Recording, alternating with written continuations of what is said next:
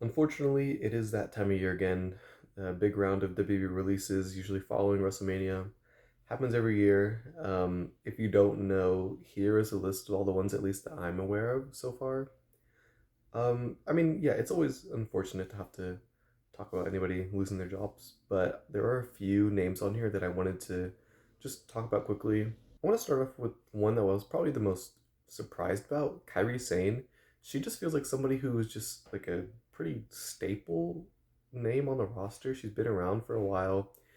Like she's not, the most prominent name on like a week to week show, but she's like a consistently used person. I feel like she's got a lot to offer. It was just very shocking to see her on this list. I think a woman with her talent could easily find a job anywhere. Maybe she goes back to Stardom. Maybe we see her in AEW. They could definitely use a little spark in the women's division right now. But yeah, I'm pretty confident she could find a job anywhere she wants. Then we have the Motor City Machine Guns, one of my personal favorite tag teams. Um, I remember being very surprised when they opted into even signing to WB in the first place.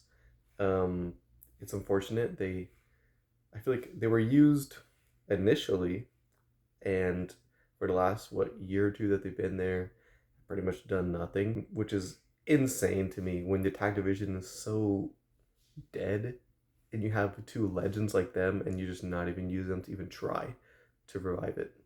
It's actually insane, but I mean, again, these are two guys that can easily get a job anywhere. Um, I would love to see them in AEW.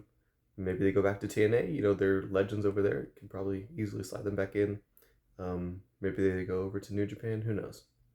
Then we have Aleister Black and Zelina Vega, which at this point I assume they're just gonna like work at the same companies, which makes sense as a couple. Um, but that does leave the question of would AEW want Aleister Black to come back, or would he want to go back over there because I mean, not that there was like big drama, but I mean, unless AW just really wants Zelina and like taking Alistair as a way to do that, sure. Um, but otherwise, I kind of they give like TNA vibes. I can't explain it, but I feel like we'll see them in TNA.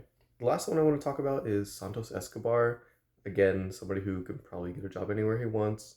I mean, the most intriguing thought I have though about Santos would be with this recent tease about a potential return of Lucha Underground, not confirmed, but that's what it feels like at least. If you don't know, Santos was King Cuerno in Lucha Underground. He was one of their big stars there. Seeing the return of King Cuerno along with the return of Lucha Underground in general would be pretty sick. At least for me personally, I'd be pretty excited about that. So hopefully all these people can find bigger and better things.